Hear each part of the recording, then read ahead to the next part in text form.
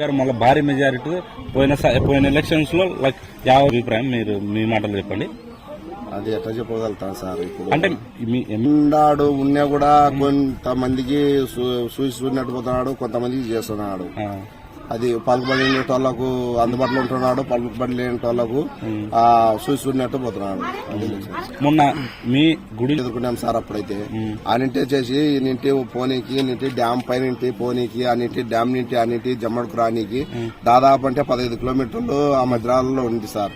అయినా కూడా అన్నింటి పోయి సుమారు 1 year వరకు పట్టింది. ఇది బ్రిడ్జి కావాలంటే 1 year వరకు పట్టింది. అది నీటి సమస్యలు ఏమైనా నీటి సమస్యలు కూడా ఉన్నాయి. నీకు ఎవరు రావాలి? టీడీపీ రావాలా, కాంగ్రెస్, వైసీపీ ఎవరు రావాలా నీ అభిప్రాయం? ఎవరన్నా రాని సార్. మనకు ప్రజలను, పేద ప్రజలను బాగా చూసుకునే వ్యక్తి వచ్చే ఎవరికైనా మంచిదే. ప్రజలకు బాగా అనుకూలంగా ఉండి ఆ చెప్పిన పనులు చేసే మనకు అంతే సంతోషం. ప్రజలకు ఎవరైనా గానీ, నేను గానీ, ఎవరైనా గానీ, పబ్లిక్ గానీ, ఎవరైనా గానీ ప్రజలకు అందుబాటులో ఉండి చెప్పిన పనులు చేసి బాగా చేసి అంతే మనకు కావాల్సింది ఏం లేదు. దాంట్లో ప్రజలకు మంచి చేసే నాయకుడు వచ్చే మేలు అని మీ అభిప్రాయం? మా అభిప్రాయం. సంక్షేమ పథకాలు అన్ని బాగున్నాయి, జగన్ పెట్టినట్టు బాగానే ఉన్నాయి సార్. అన్ని బాగానే ఉన్నాయి. బాగానే ఉన్నాయి. ఇప్పుడు నారా చంద్రబాబు ఉంటారు. ఇంకొక విషయం ఏమంటే అది లేడీస్ మాత్రమే బస్సు ఫ్రీ అని చెప్తున్నాడు. ఆ లేడీస్ కు మాత్రమే బస్సు అనేది ఎంతవరకు కరెక్ట్? అంటే లేడీస్ మాత్రమే. సరే, లేడీస్ ఇద్దరం భార్య భర్త ఇద్దరం పోతాము. భార్య భర్త ఇద్దరం పోయిన తర్వాత బస్సు కాడికి పోతాము. నీకు లేదు ఫ్రీగా మీ లేడీస్ కే ఉంది అని చెప్తే మేము నడుచుకుంటూ పోవాలి నా పొద్దుటూరుకి. ఒకవేళ ఇద్దరు పొద్దుటూరుకు పోదాం అనుకున్నాము.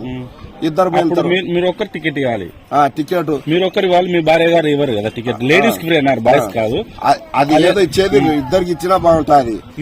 ఇద్దరికి లేకుండా ఒకరికి ఇచ్చే. ఇంకొకటి విషయము, దాంట్లో ఫ్రీగా ఇచ్చినప్పుడు కూడా ఇంకొక విషయం ఏమంటే ఆ లేడీస్ అనేటోళ్ళు కూడా ఇది సీట్లు నాకు కావాలా, అది కావాలా, ఇది కావాలని చెప్పేసి గుజరాత్ ఉంటాయి కదా. ఉంటాయి.